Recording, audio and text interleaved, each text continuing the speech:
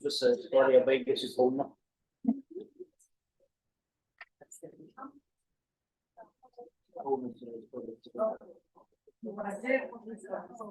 Pradžioje Vilnius ir Kinija. Kinija, Lietuva, Vilnius. Tada viską baigėsi Kaune.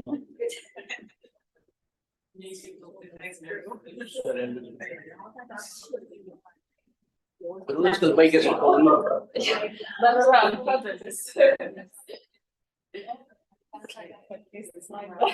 Po to kitų jau knygų mylėtojų klubų jau nebesiskaito, kad jis pats svarbiausias. Gerai, Kaunas.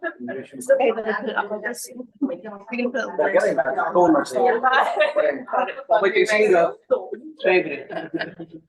We can change it too if you want. All right. You ready? Want me to change the lights? Yeah, do you want to change the lights? There's a little. Awesome, then I'll turn off the overhead stand.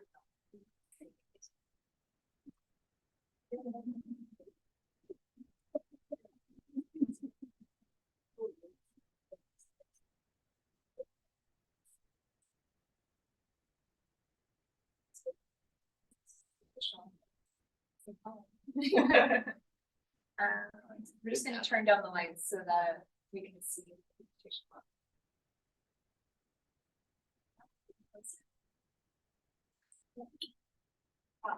Just trying. Yeah, there we go. Perfect. Okay. All right.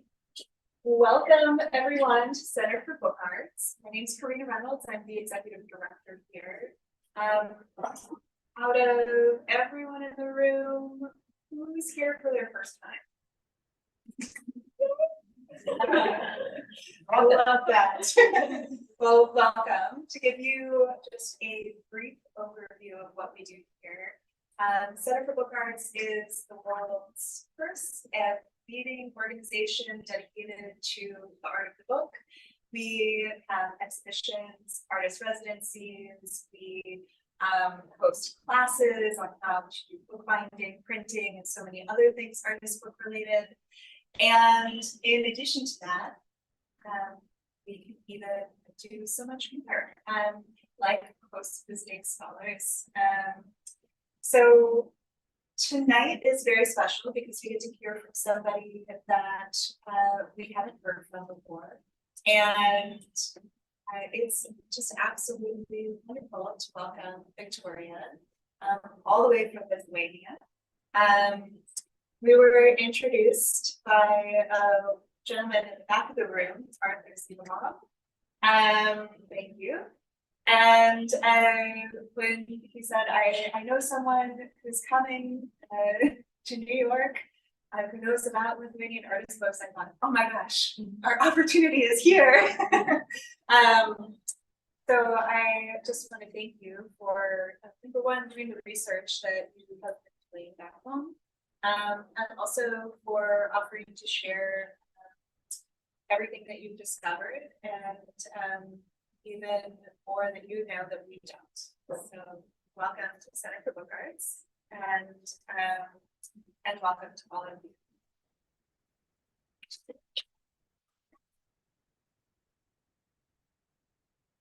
Hi, everyone, for coming. It's a great pleasure to be here and to present a lecture in the, if I'm not mistaken, oldest artist book institution in the United States. I would like to thank also the Lithuanian-Canadian Genutis Procuta for supporting the trip, Cultural Institute of Lithuania, and Council for Culture. So as you have learned from the title of my lecture, today I will be presenting some of the books, some of the artist books and books made by artists and Vilnius University Library's collection. Before I begin introducing the books, I would like to tell a few words about my background, my mission, and my research. So my relationship with the library started about 12 years ago when I went to Vilnius University Library Depository to work with a collection of books that were smuggled to Lithuania during the Soviet period by Lithuanian-Canadian Genutis Procuta. He smuggled over 2,000 books, which were well-known Western literary works, art albums, and all kind of prohibited Western knowledge.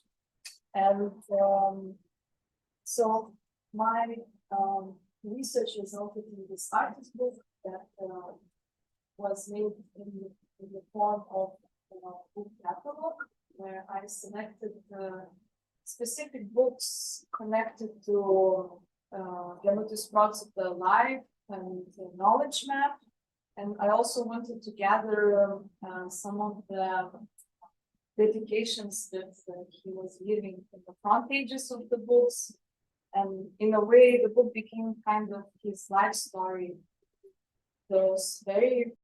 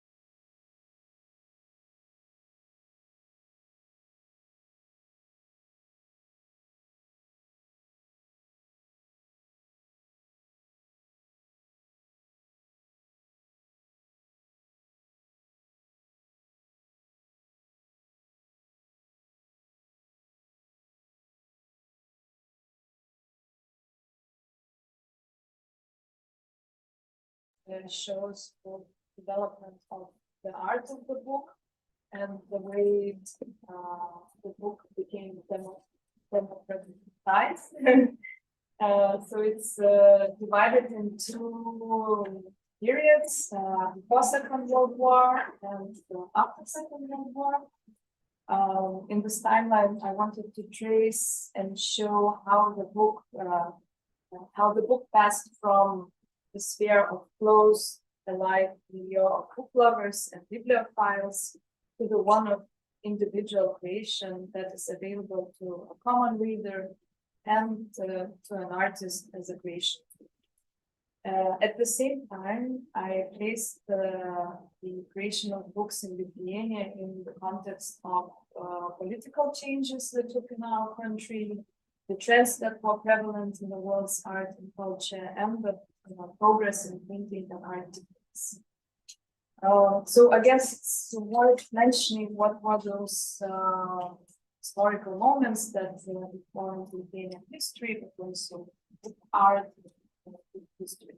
So, of course, establishment of the first printing house in 1522.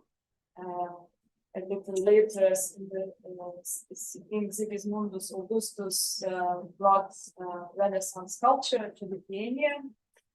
He had one of the richest libraries in Europe, in Northern Europe, and most of his books were lavishly decorated, which testifies that there were great bookbinders and masters already at the time in Vilnius and Krakow. Beginning of 19th century, or to be more precise, 1795, Lithuania was colonized by Russian Tsardom, which resulted in Lithuanian press ban and establishment of first book smugglers organization. It is known that some of the books were printed outside of Russian Tsardom in Europe, but also in the US. Those books were later shipped and smuggled into Lithuania, or sometimes even printed in underground printing shops. So the ban was lifted in 1904, and in 1918 we became an independent state.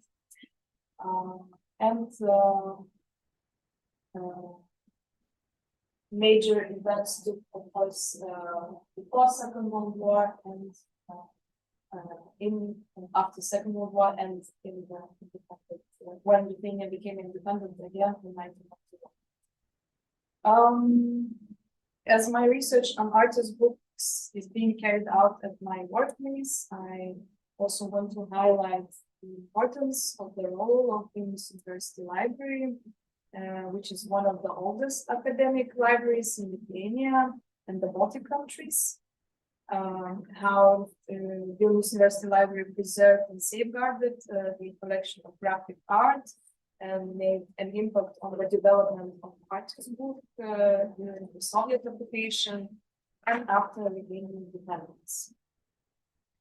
In addition to that, in this timeline, I also wanted to highlight the key moments and locations that had great impact on the development of artist books in Lithuania. As you can see, I have selected 3 cities. First one is Kaunas. This is where first so-called bibliophilic artist books were published by Bibliophile Club 27 Book Lovers Society. The club had published Lithuanian fairy tales and other significant national literary publications that were illustrated by great artists of the time. Later, München and Augsburg appears in this map. This is the location where most of the intellectuals and artists relocated during and after Second World War.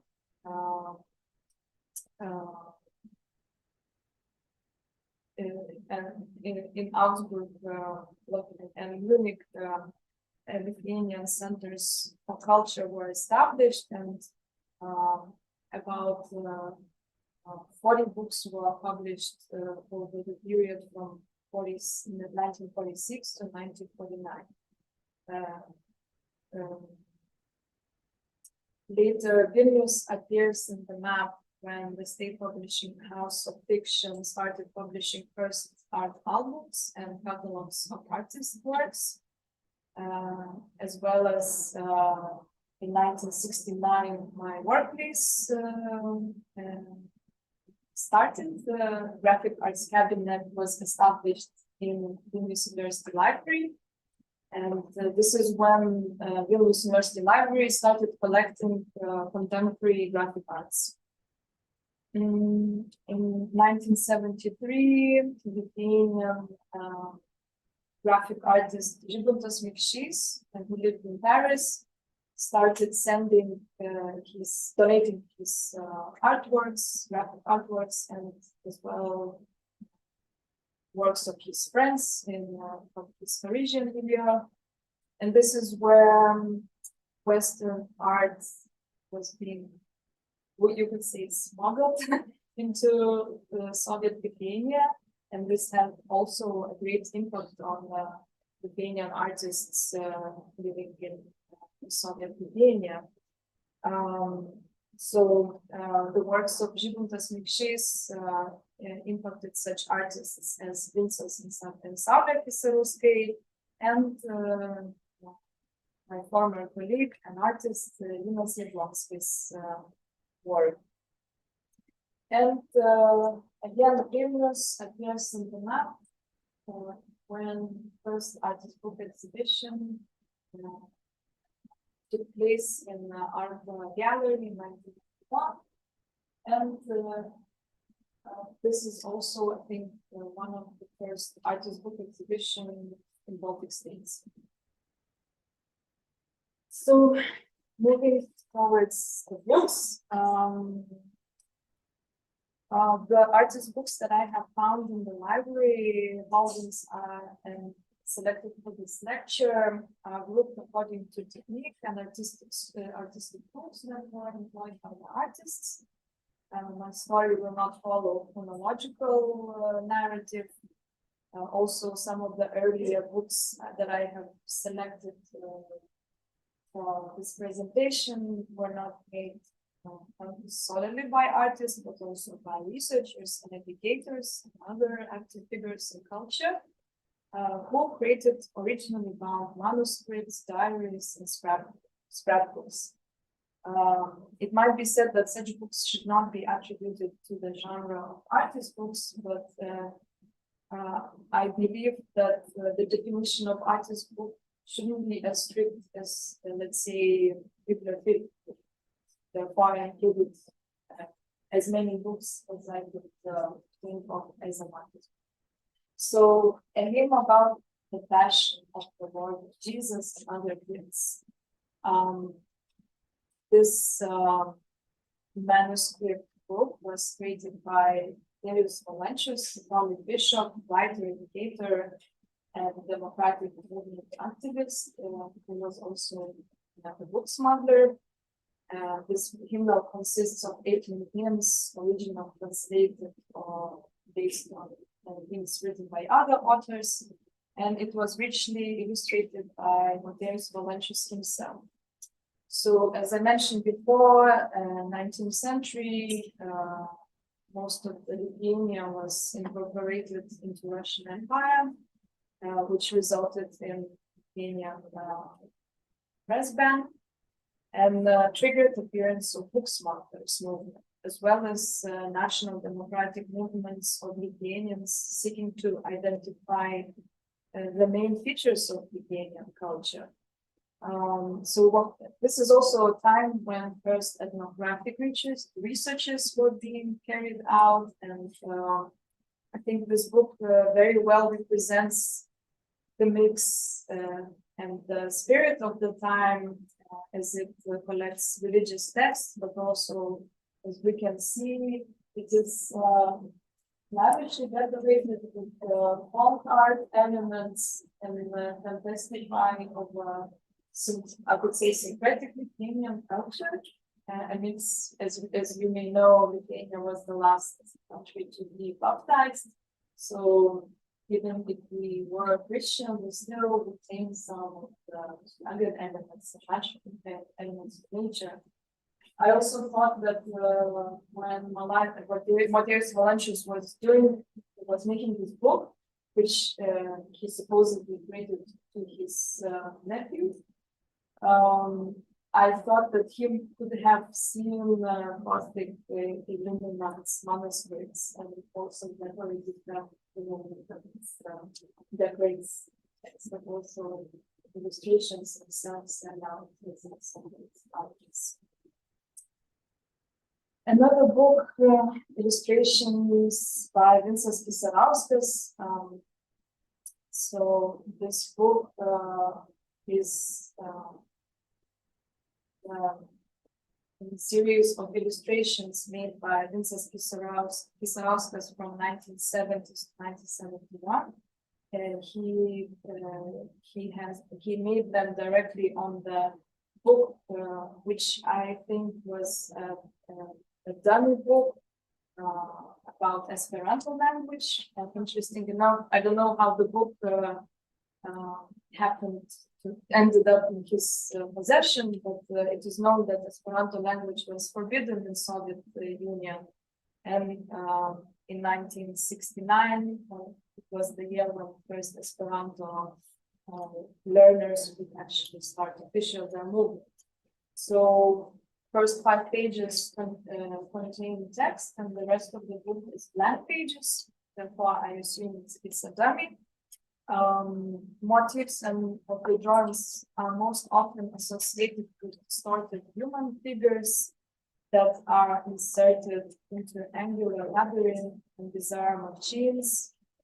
The artist featured those persons as angular, fractured, and injured, those figuratively speaking about the state of mind of artists and a large part of society during the Soviet era. The former director of the Vilnius University Library, Jurgis Normal, once referred to Pisauskas as art dissident, who knew perfectly what is waiting for him in the society of social realism, and how dangerous it is to embark on the quest for one's own truth. It is known that the artist suffered hardships his entire life and experienced constant moral pressure caused by official officers of art. Next technique I would like to talk about is collage, and this is also an interesting historical object, but also a beautiful book. It is a traveling album, which features photographs made by Povilas Višinskis and the diary texts of Viktorija Rybakova. So those two cultural figures were both in national revival movement activists. Jadwiga Juškytė was a pedagogue, folklorist. Povilas Višinskis was a literary critic and publicist. I will read you an excerpt from this diary, and I think it will tell you more about the time in Lithuania and the struggles of Lithuanians who wanted to identify more strongly with the name of Lithuania, its culture. And as I said earlier, 19th century was the period when ethnographers started to identify Lithuania and its cultural, let's say, differences and values. And so, as part of Lithuanian national renaissance, cultural activists wanted to instill human values and public spirit that working towards independent Lithuania. So the excerpt. In 1989, at the end of July, Ms. Gabriela Procuta with students came to visit us in Vilnius, so that to take me and my sister and to go together to visit Princess Ludwika Overseas. And while traveling to get to know beautiful and historical places of Lithuania with photographic recording. Besides that, on our way, we were very eager to get acquainted with all those who consider themselves Lithuanians. The works and books of whom we already knew of, whereas for those who do not consider themselves Lithuanians, we wish to show ourselves so that they would learn that there are already Lithuanians in Lithuania who declare to be Lithuanians and are not afraid of getting mocked at and remain Lithuanian. A person addicted to the area of Lithuania. So this is a close-up of the book, and as you can see in the pictures, villagers were portrayed. Often you can see musical instruments that were used, also the dresses. So this is.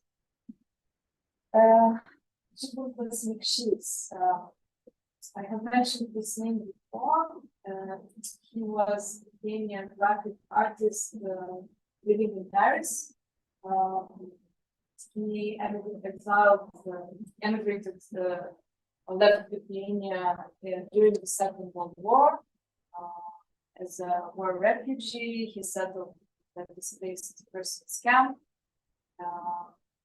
Later, he moved to Detroit, but he understood that this is his city of his destiny. And when he was a young man, he moved back and lived for the rest of his days in Paris.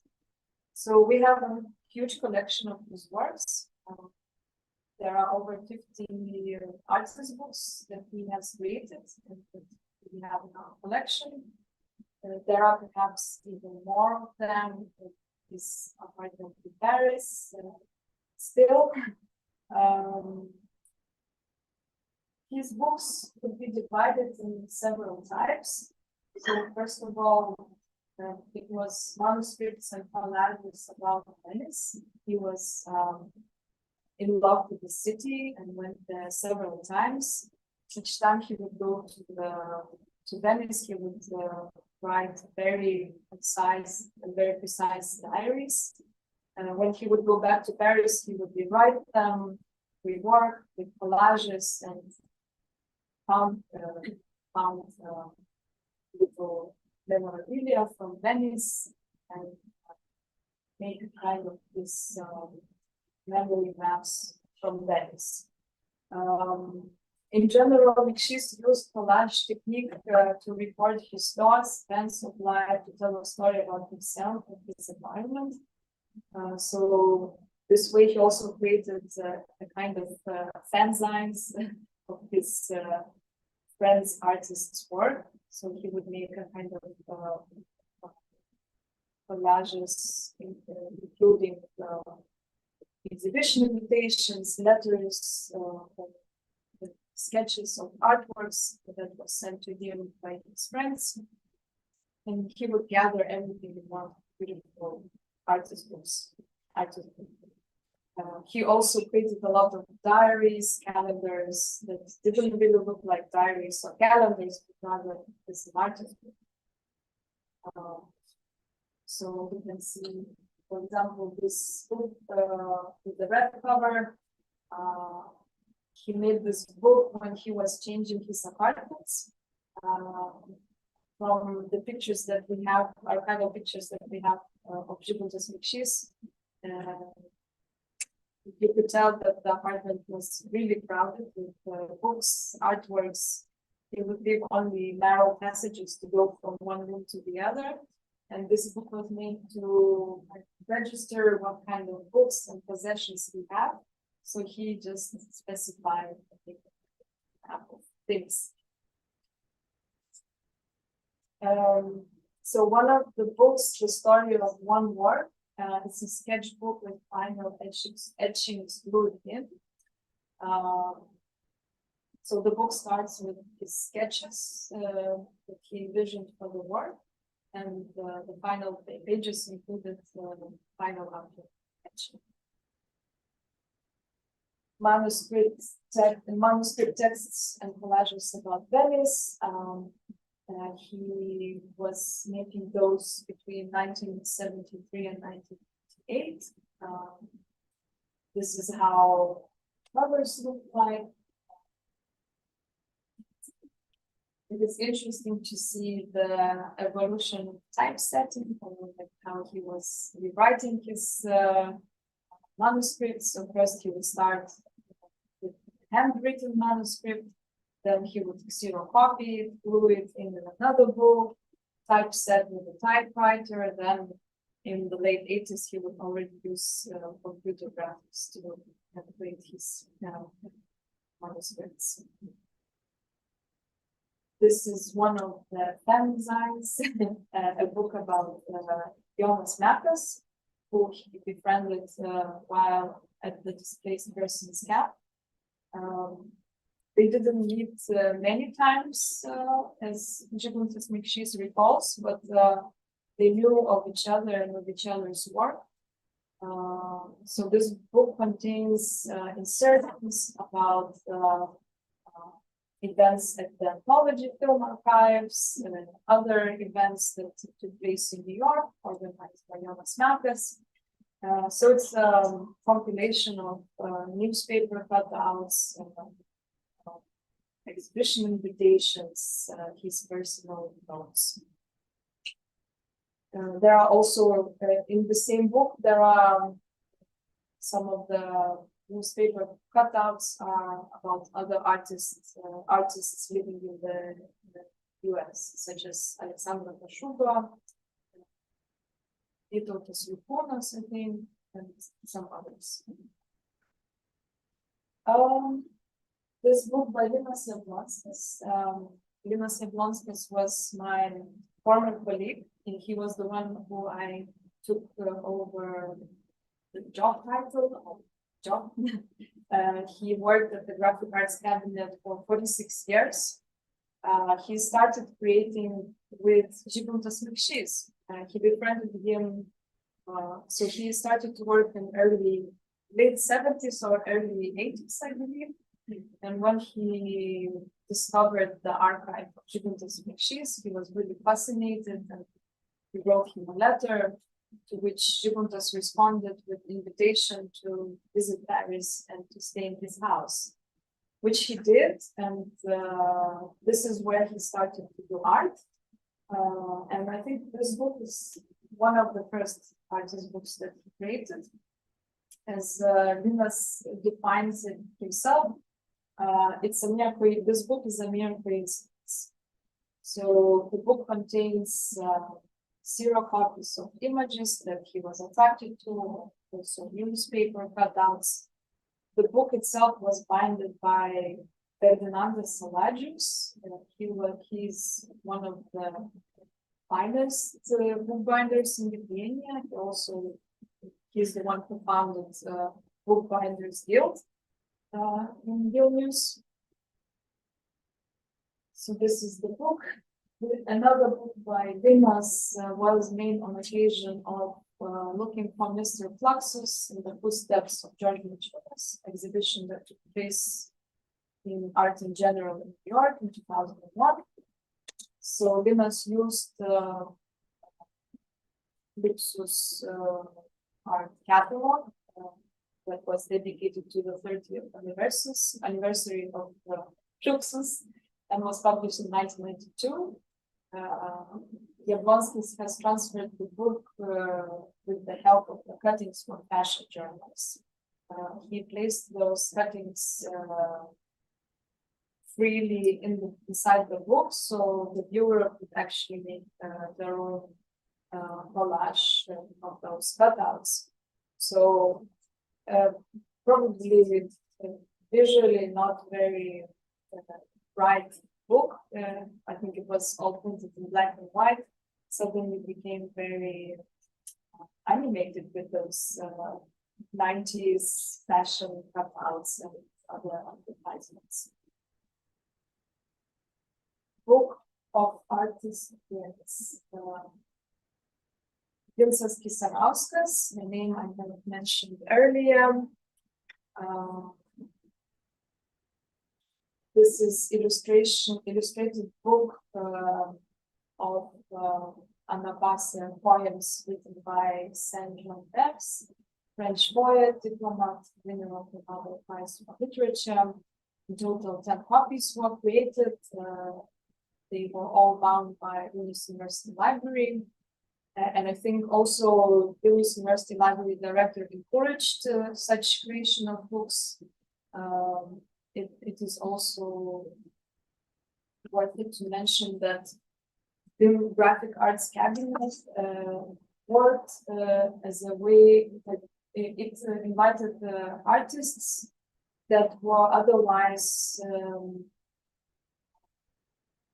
not welcomed in the official exhibitions in Soviet Lithuania to bring their works and kind of have an informal display within the library. So it was a kind of informal gallery for artists themselves to see their works. And I think the agreement was that all the students have to bring at least one copy of their best work. And so did many dissident artists. They were bringing their works at Vilnius University, so at least there it could be seen and shared with like-minded people. Vincas Kisarauskas' art, so he was doing he was known as a painter, as a graphic artist, and the main motifs and plastic elements migrate from painting to graphics and then to the artist book, which we can see in this book as well. The artist himself confessed that he was examining a lot Žyguntas Mikšys work. You can see here his linocut prints, where he was playing with typography settings and words. So he said he knew right away that there would be some similarities, but also some differences. Anabase is said by Vincas Kisarauskas is a complex, and we can see so extremely poetic art. This entire flow of combination of images and associations, ethnography, oriental blood, climate, colors, sensations, and gifts of thought, games and weavings, devilry and religion. Strata of words from the ancient times of the Bible to the present day.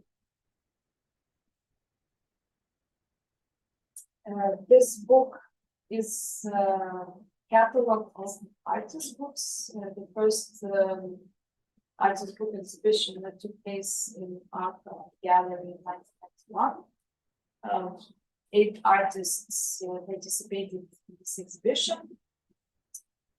So when I mentioned the story how my former colleague Linas Jablonskis went to Paris and started making art, he also brought back with him a book about artist books, which was published, I think, by Centre Pompidou. And this is how he got inspired to create artist books. And so he suggested his friends to make artist book exhibition, and he invited them to make books. I think also some of them were printed at Vilnius University Library. We used to have a printing machine, and I think bookbinding was also done at Vilnius University Library. So this is how the book looks inside. There is a preface written by Linas Jablonskis about artist book sculpture, and list of artists and title of the works, and 1 or 2 pages that was carrying excerpts from the artist books of the exhibition. This is one of the artists who showed his works at the first artist exhibition, Kęstutis Grigaliūnas. The book created during Summer Academy in Vargasen. I like this book because when you open it and when you flip through the pages, the colored silk screen printed pages become animated and it works almost like as analog art. Zero copy books and books printed using photography printing method. So postcard correspondence between Linas Jablonskis and Kęstutis Grigaliūnas. It's a mail art project and exchange of postcards between Linas and Kęstutis that lasted for a year. 1991 was marked with rapid changes for the Lithuanian state. After violent clashes with the Soviet army in the beginning of the year, we became first independent country from the Soviet Union. And in a way, you could see that spirit in the postcards. Both artists used collage technique and some references to falling Soviet Union, first independent Lithuanian postmark stamps, Fluxus Post references.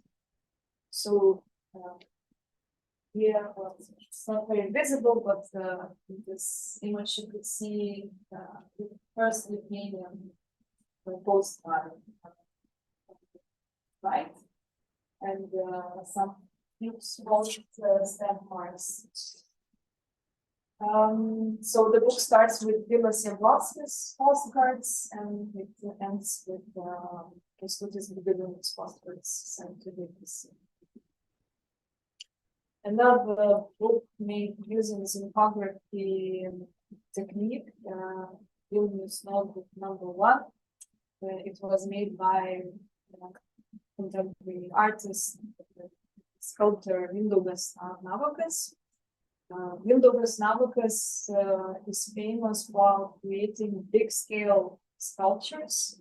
He uses a lot of industrial materials.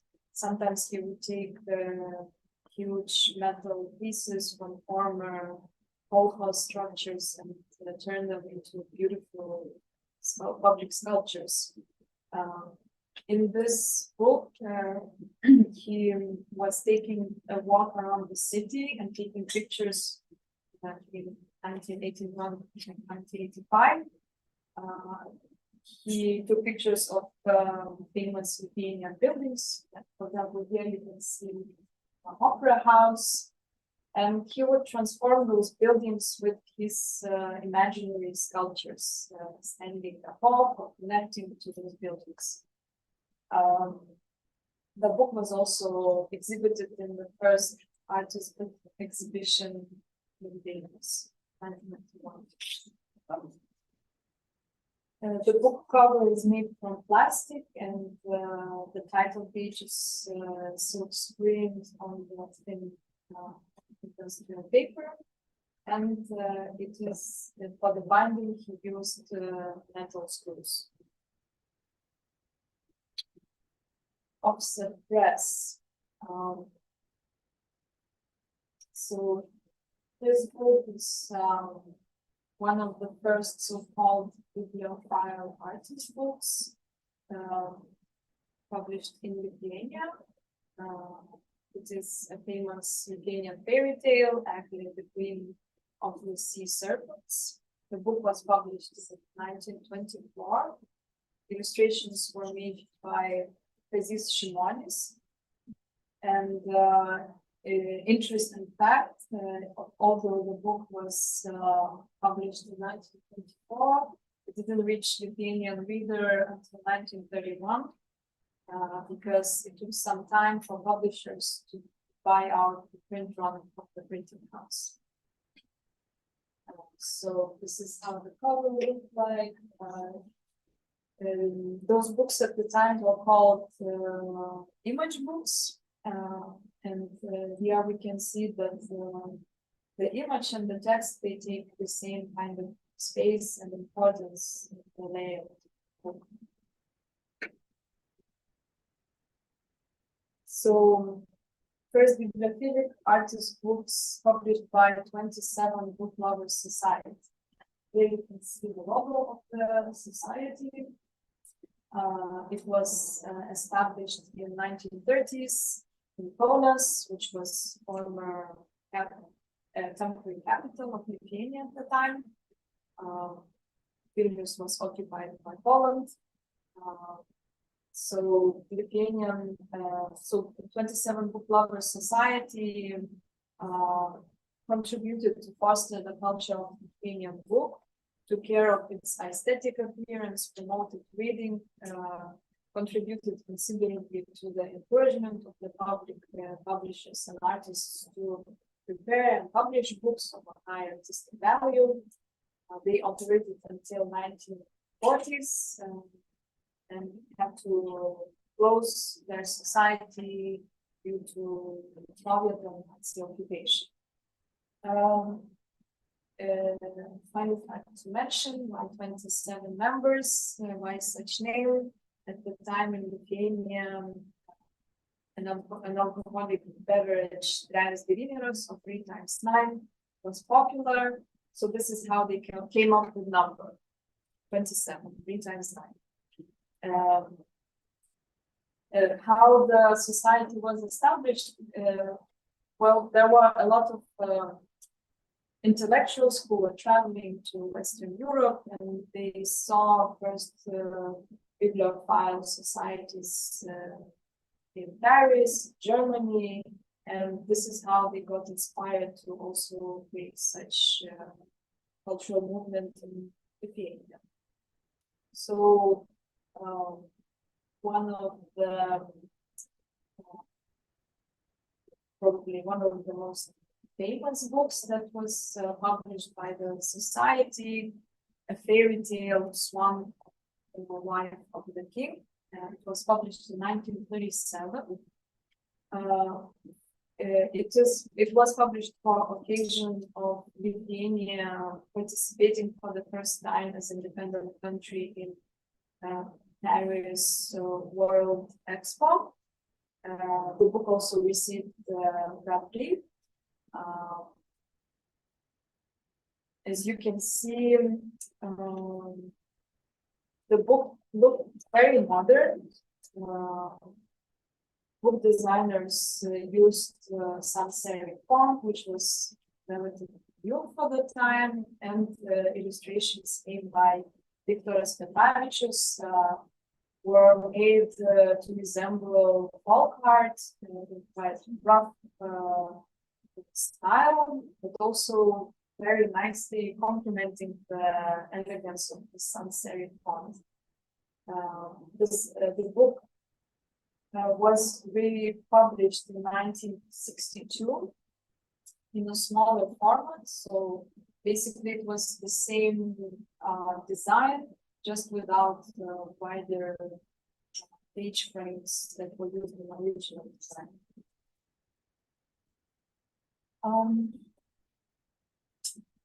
The artist studied in Poland's art school. He was taught by stifled and other famous artists of the time in Lithuania. In that school, they wanted to instill the spirit of newly developing modern Lithuania, but also to refer to traditions and folk art. Artist catalogs. So, to my knowledge, I think the first artist album was published around 1927, and it was Mikalojus Konstantinas Čiurlionis album published by Lithuanian Art Society. I think we also have that book, but I will not show it today. This book is a book that's published in 1946 in Augsburg. As I mentioned before, Augsburg became a center of the Lithuanian culture for war refugees. About 40 Lithuanian books were published there between 1945 and 1949. And around 1,900 Lithuanians lived in Augsburg and its surrounding areas at the time. The book was published in 25 copies, printed on offset paper, which copy was signed, and 400 books were published on workbook paper for polygraph printing. The copy of Vilnius University Library is also signed by two of the artists whose work is presented in the book. So in total, 4 artists were presented.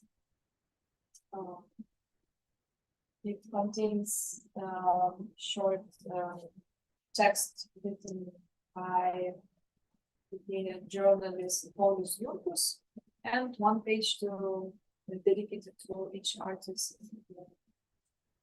telling about their biography. Each artist had from 8 to 12 pages to show the graphic artworks. So this is Viktorija Rybakova, August. As you can see, the book format is also big. I put the pencil to understand a little bit the scale of the book. an interesting figure that I discovered through this research, Lithuanian architect Tadas Vizgirda. He funded and published around 20 books. He was born in Lithuania, but also exiled to Germany and worked as an architect for US military. Between the years of 1946 to 1949, he published books in Germany presenting the history of Lithuania, its architecture, cultural heritage, and modern art to Western countries. As it was stated in some of the books in the introduction pages, conditions to publish such books were unfavorable, as the publisher could not take visual materials and could take them only from newspaper cuttings, and the originals remained occupied Lithuania. Besides that, the printing itself of the books was not easy due to limited access to paper and printing techniques in the afterwar Germany. So here you can see Tadas Vizgirda ex libris. Those are some of the books that he published. Vilnius, the capital of Lithuania, Lithuania, country and nation, Lithuanian folk art, which was edited by famous art historian Jurgis Baltrušaitis. The 12 Ravens, Lithuanian folk tale, Viktorijos Petravičius, graphic artist monograph, and Lithuanian art in exile, the catalog of works of Lithuanian artists who created exile. Catalog of works by Viktorijas Petravičius. It was published in 1946. While living in emigration, the artist felt great longing for his lost homeland and painfully experienced its loss. The series of graphic works in this book represent this time period in the artist's life and Lithuanian history. This is the cover of the book, title page. The book was dedicated to his children, and his son Isis Viktorija and his daughter Isis Viktorija and son Vilnius University. And the prints were placed as a separate paper units in the book. The 12 Ravens, it's a famous fairy tale, very dark in its nature. And, it was illustrated by Vaclavas Ratas, published in 1949, just before Tadas Vizgirda himself. Many intellectuals who were living in displaced person camps left to the United States. So this first edition of 550 copies, numbered with author's signature, published in Munich. Second edition was published in 200 copies in 2020s by Lithuanian National Art Museum. So on your left, you can see the original, and on the right, the second editions. This is how it looks inside. So again, you can see the proportion of text and image is equal.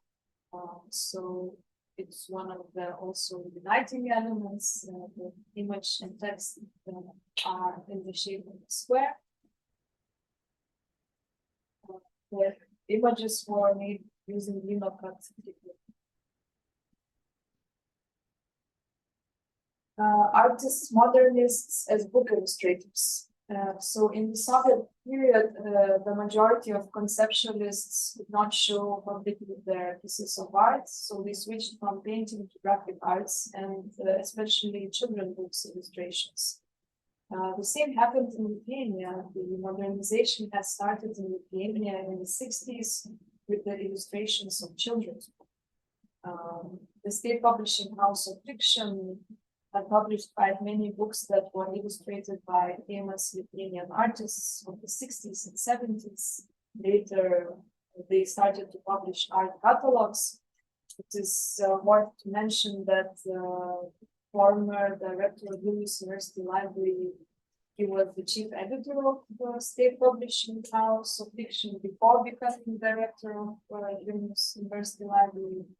So this is how he, I guess, also brought many graphic artists with him to the library. While working in this publishing house in the Department of Children Books, its chief editor Aldona Liubita encouraged young artists to illustrate folk tales and folklore. Well, as a result of her will to preserve Lithuanian culture and engage in its modernist language, these so-called dissident artists, Liubita later had to leave her work as she was considered not loyal enough to the Soviet ideology. So the book that ended Liubita's career, his Populus Lurks Every Day, published in 1961, illustrated by Vincas Kisarauskas, who I showed previously. The text was written by Julius Janonis.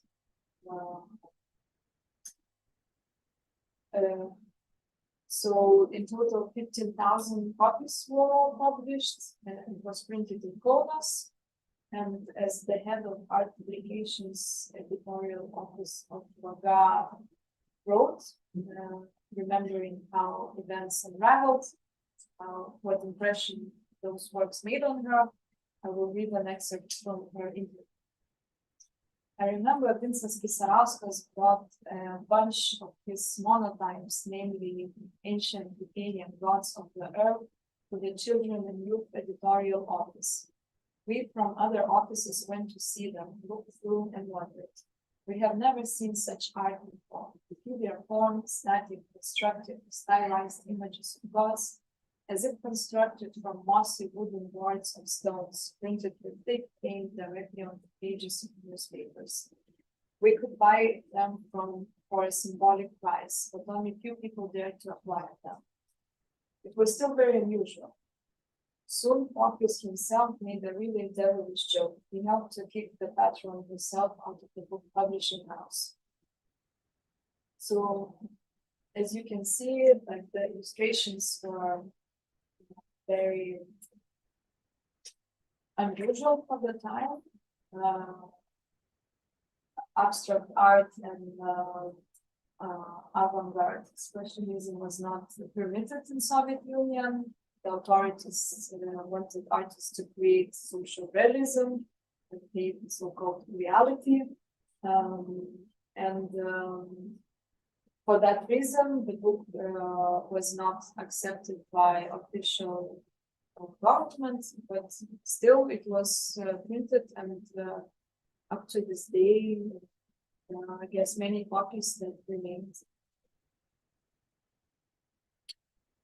Another book that was not welcomed by Soviet authorities, illustrated by Saulė Kisarauskienė, by Vincas Kisarauskas. Saulė was also working in graphic arts cabinet. So historically, graphic arts cabinet was always home for artists working in the library. The book was written by Eduardas Mieželaitis. So when it was published, it received negative evaluations with regard to their ideological nature, and because it didn't fit with the art standards of the Soviet Union, it was harshly criticized. This is how illustration moved. In our cabinet, we have original prints and book copy.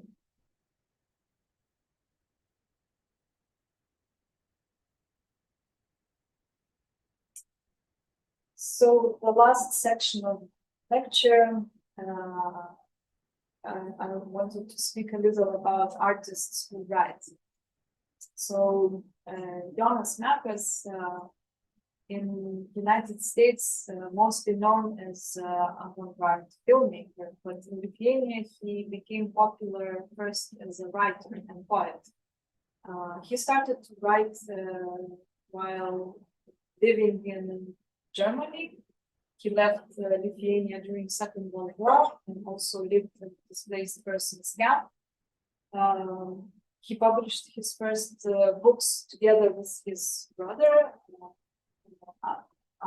Mekas, and it was fairy tales that he wrote together with his brother.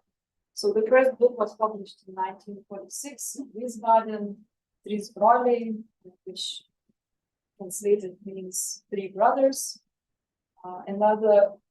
Later they published Knyga apie karalius ir žmones, book about kings and common people. And another one was published in Kassel in 1947, about which I would like to talk more in detail, From the Land of Fairy Tales, published in 1947. The book was printed using rotator. I don't know if that's precise definition of the printing machine in English. This device was duplicating the documents using stencil wax paper, which is attached to a cylinder rotated by hand or electric motor. When duplicating texts with stencil, the contours of the letters of the text to be duplicated appears with the typewriter. In the reproduction of plans or drawings, the stencil is produced by photomechanic methods.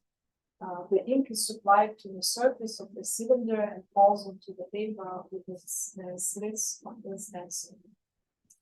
It can produce up to 100 prints per hour. So the book was illustrated by writer and artist Leonas Lietas, his full name was Vytautas Leonas Abrakevičius.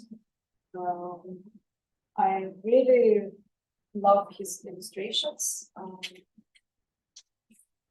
They remind me somewhat the first Japanese manga illustration styles. They look very expressive. It has a bit of elements of surrealism. This is how the cover looks. It was published by publishing house Giedra Serenity.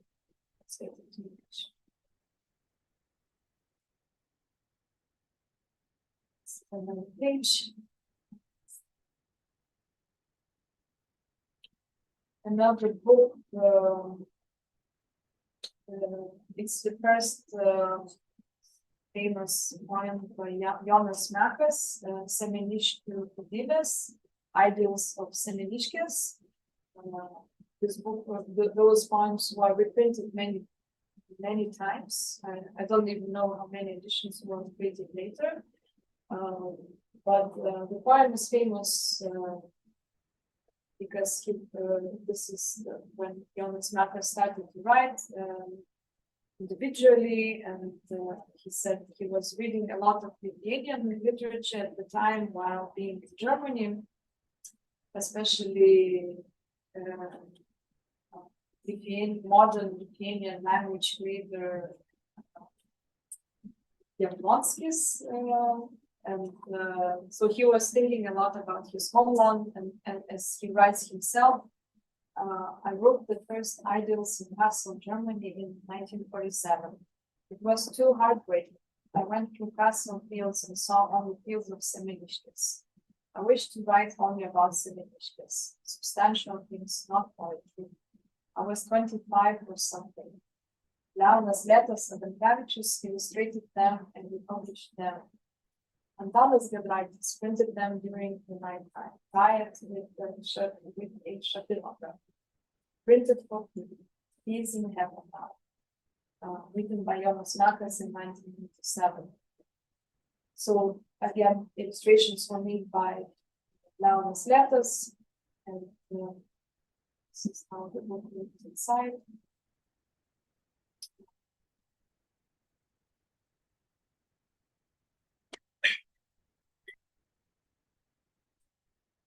And to finish this lecture, as you may have noticed, there were not so many artists, women artists, artist bookmakers.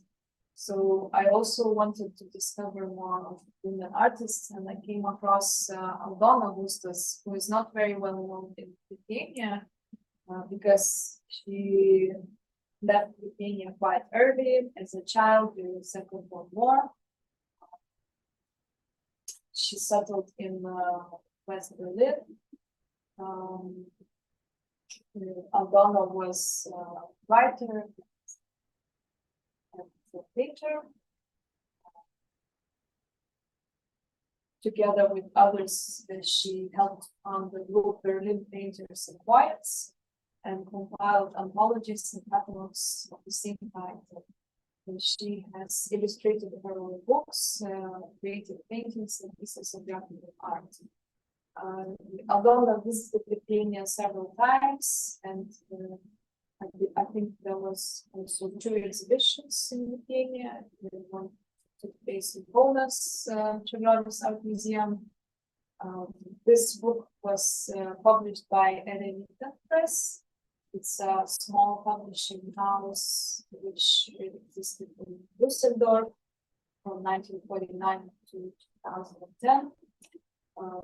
The publishing house published poetry and pieces of graphic art at low price, in line with the bibliophilic tradition of 2010.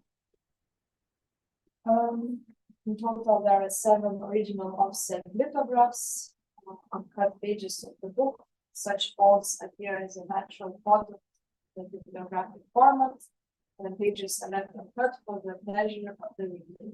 Some readers cut pages while reading the book, so sometimes you can tell exactly when a particular reader has given up and moved on to the next book. So this is how it looks like.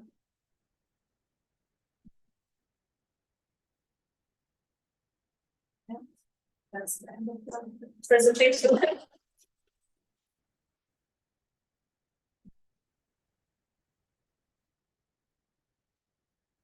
Ask a few questions? Sure, please. I'm going to start us off. I was so curious about the 1991 exhibition, and if you could tell us more about some of the works or artists that were in the exhibition. If they were from the 90s or from that time period immediately preceding, or if they were more historical. I'm just so curious. Yeah, so actually, yeah, I can tell a bit about the artists. So they were more or less, all of them, I think, similar age. So my colleague Linas, who created the show at the time, he was in his like mid 20s, I guess. Well, it's 1991. Well, early 30s perhaps. So I think they were all similar age, young artists. One of the artists, Kęstutis Vasiliūnas, was so inspired by artist books that he started his own artist books triennials and started teaching artist books at Vilnius Arts Academy. He usually creates artist books as objects. This is more his style. Other artists are like, for example, Kęstutis Grigaliūnas and Vilnius Procuta. They come from graphic arts sphere, so they created artist books also later, but also separate graphic arts sprints. Rimvydas Bartkus, he must be known in New York as Ray Bartkus. He lives here. He made the illustrated book of Lithuanian writer Kazys Bradūnas, where the poet's birthday. Mindaugas Navakas, the book that I showed you with the big sculptures on the buildings. He is the sculptor. He is sculptor, and I'm not sure if he made more artist books. He's very experimental. I really love his work.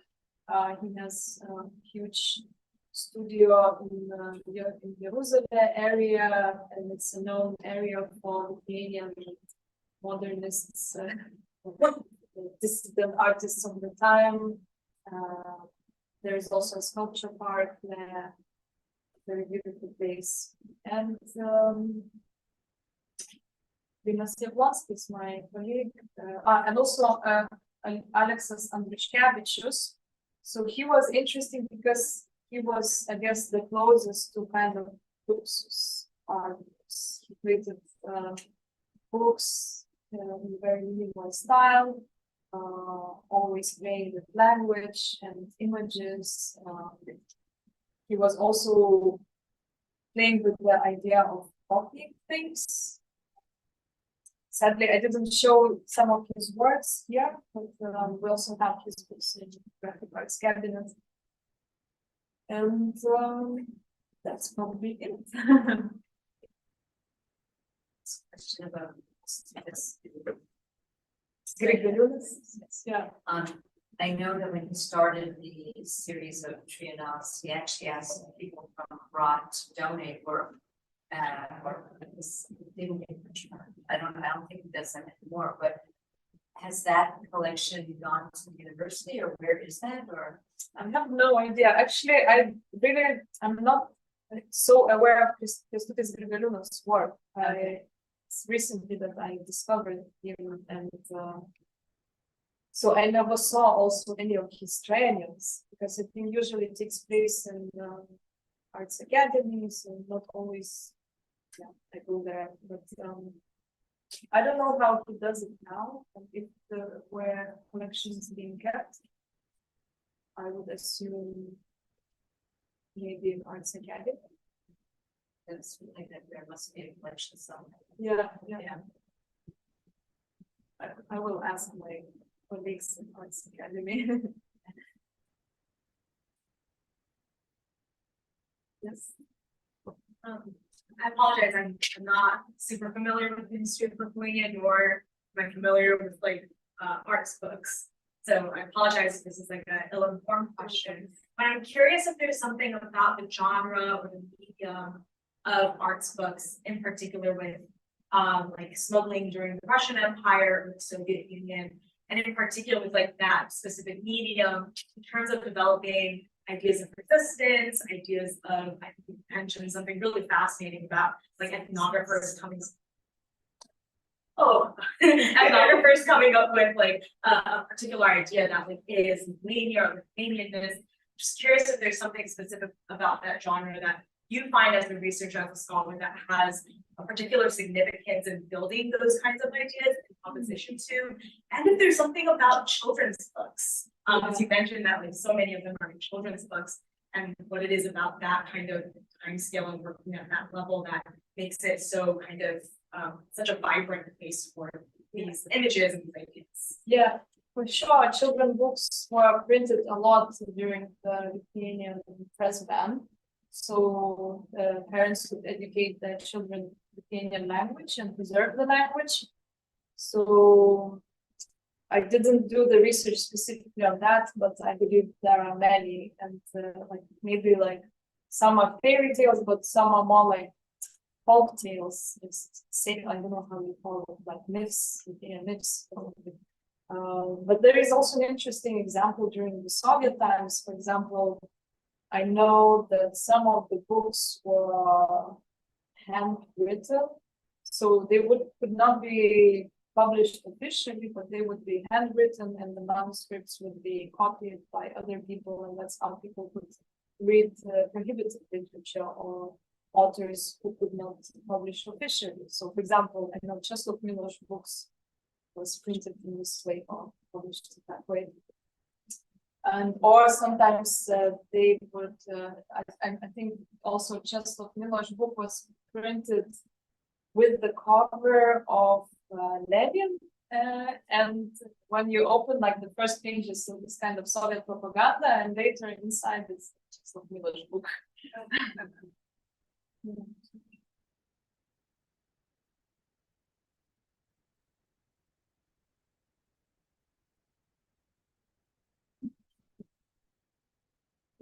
Thank you so much. Illuminating. It's very, very pleasant to hear.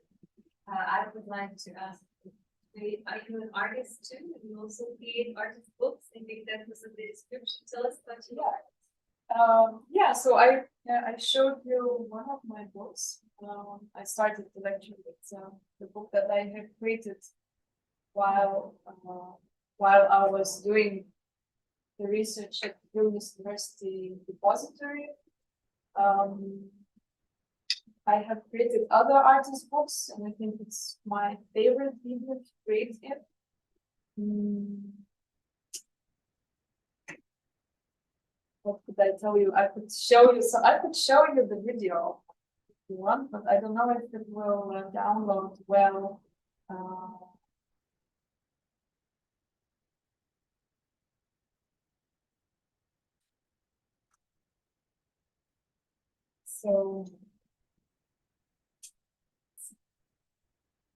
So this book was created for Lithuanian Cyprus Pavilion in Venice, Lithuania in 2013.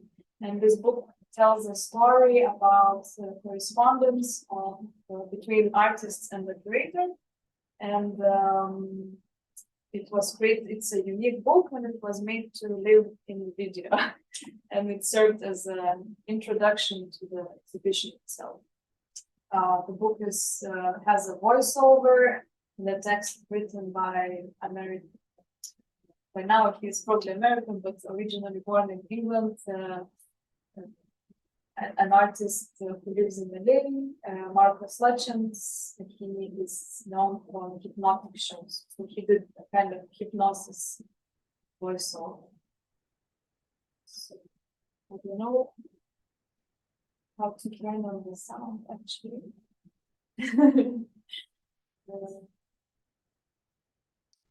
Well, we can see it without the sound, and if you are interested, I can share the link.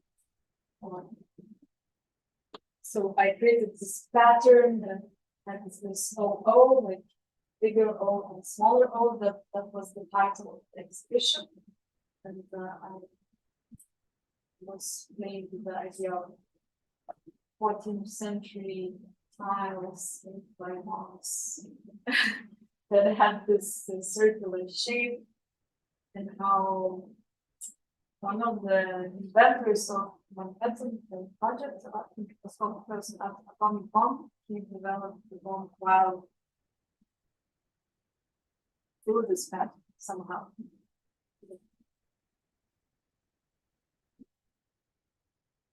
So some of the images were sent to me by the artist or curator. Some of the images I have created as an allegory to the words. I wanted to play with the book format and to kind of get lost in the book itself. So the book becomes a library.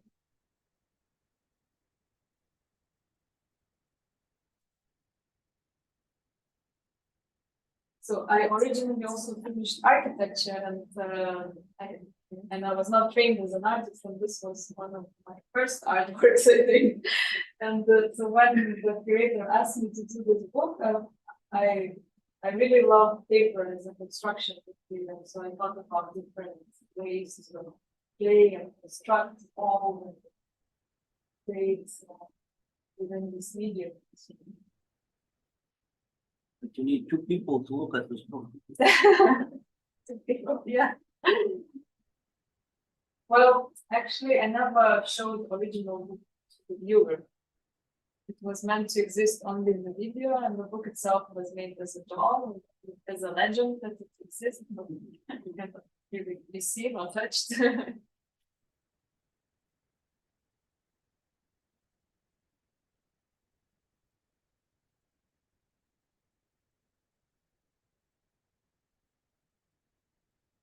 It's on one part.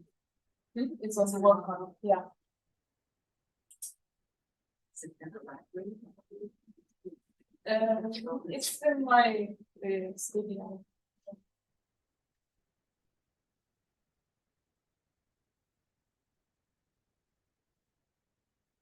So because Publish it sometime. well, It's quite expensive to publish animation. And it would cost like really a lot. Charge a lot. What? Charge. Put a big price on it. No, this is Laikas Eita per miestą director. What is his name now?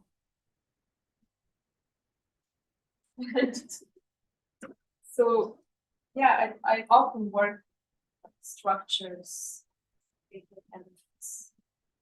but I also like to do research. I published a book about history of plastic. I did the research in Mexico. And the book is called, I edited the book together with graphic designer Viktorija Rybakova, and the book is about plastic in Mexico and how it was born in Mexico. So we researched that Mesoamericans developed rubber 2,000 years before our era. The story goes, like the book itself follows our research time in Mexico, how we visited different artisans who work with plastic and replace plastic with, because before that they used to work with natural materials and now they replace it with plastic. So like ceramicists, carpenters, weavers. We also went to meet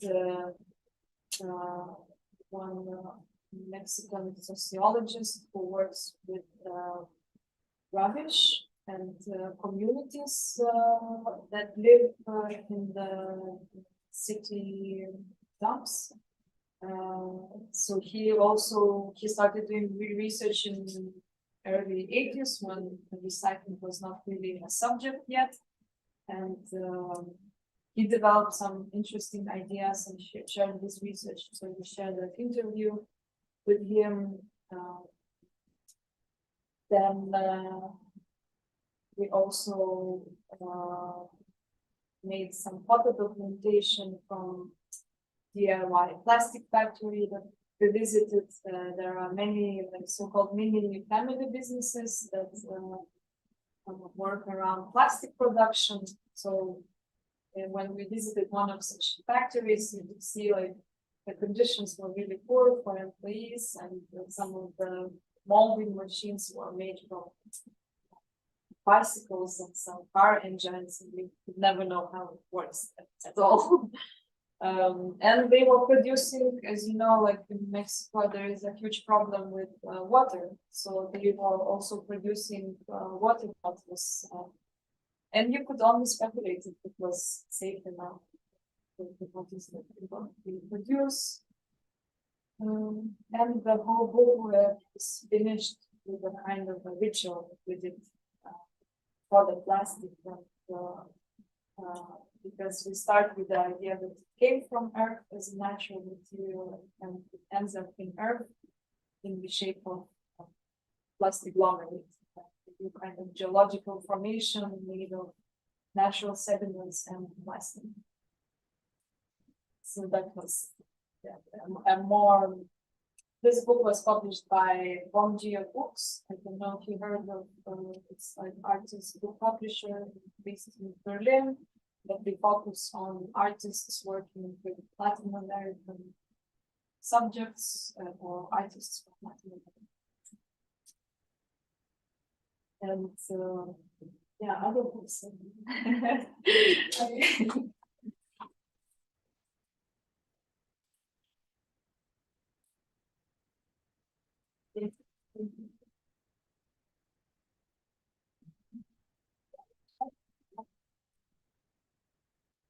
Because